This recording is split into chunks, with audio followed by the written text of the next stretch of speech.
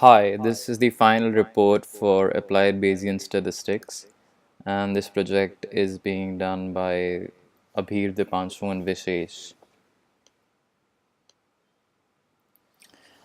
So, the data set that we are dealing with contains PM 2.5 values of US Embassy in Beijing, and the time period for the data collection is from January 1st, 2010 to December 31st, 2014.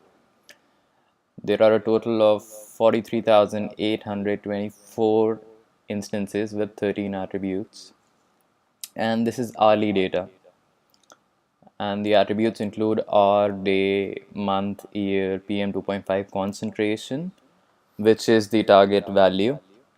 And then there are various factors that the PM 2.5 depends on according to this data set, which are dew point, temperature, pressure, combined wind direction, cumulated wind speed, cumulated hours of snow, and cumulated hours of rain. There were a couple of, not a couple of, there were many missing values, but the missing values accounted for not more than 4% of the total data.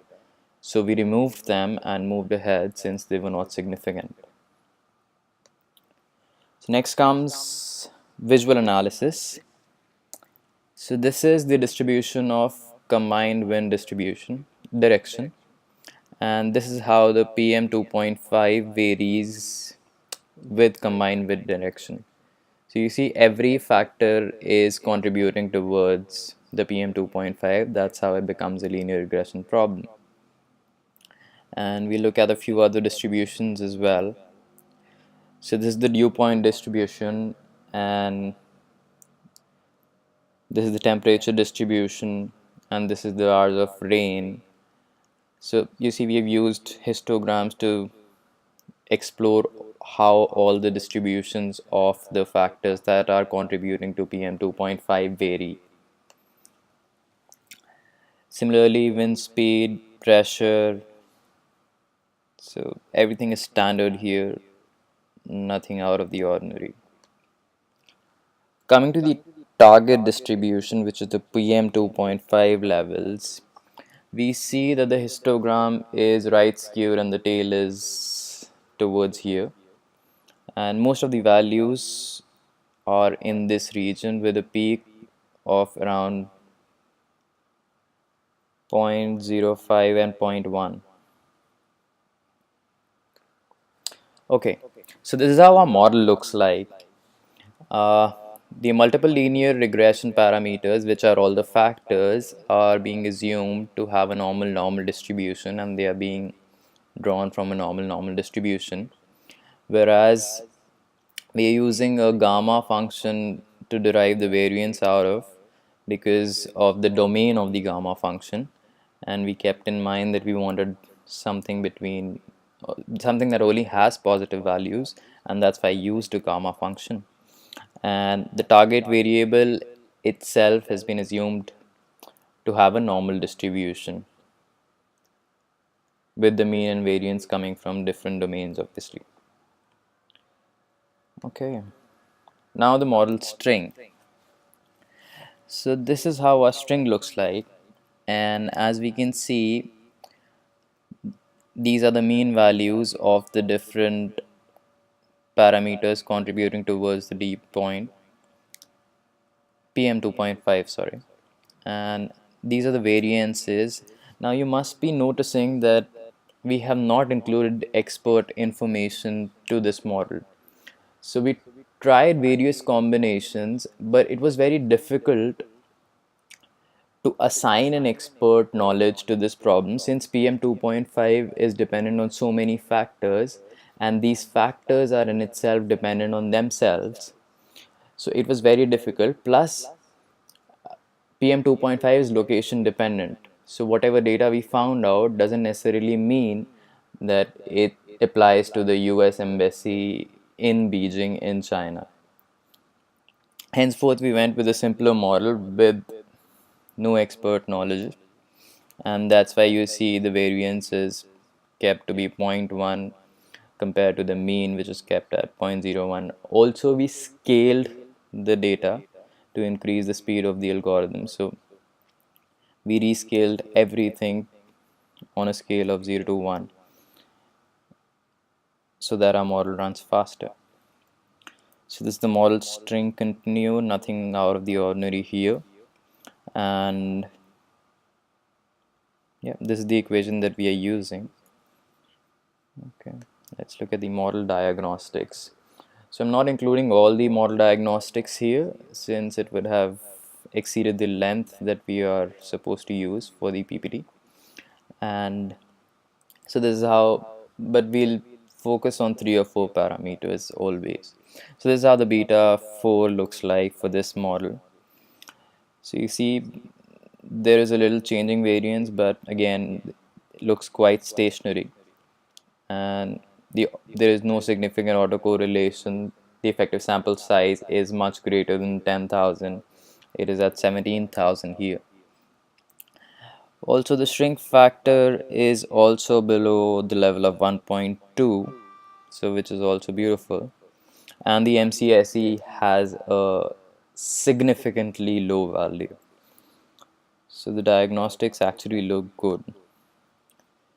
So if we have a look at the other parameters, which is beta 5 and beta 6, similar things, changing variance here, no significant autocorrelation again with a ESS of 19734, which is much greater than 10,000 again. Shrink factor less than 1.2 and a significantly low value for MCSE. Same is the case with beta 6, ESS being 18,401. Shrink factor again going below 1.2 and a significantly low MCSE value. Okay. So this is how our predictors look like. So as we can see, changing variance here, and yes, there is, but I think the model qualifies to be a decent model. So ESS is not greater than 10,000.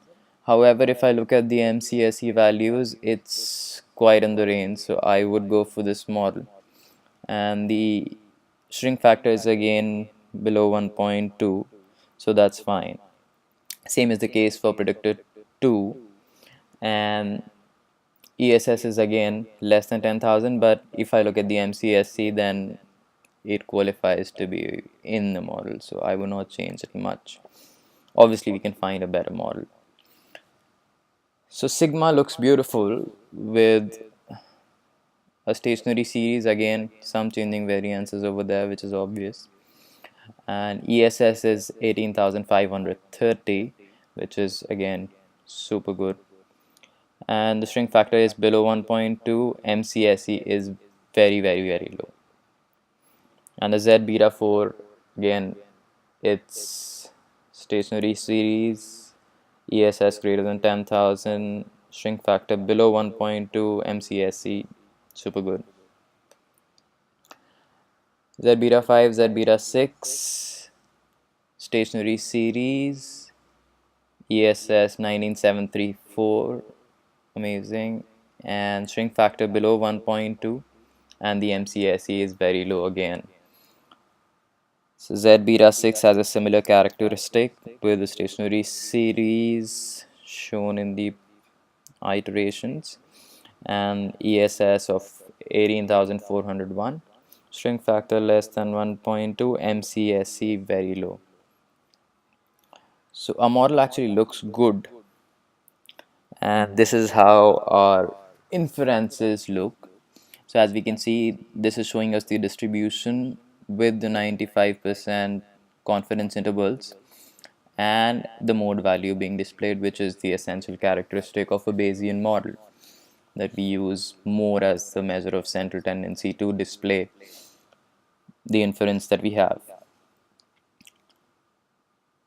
Again, these are the mode values of dew point, temperature, pressure, wind speed.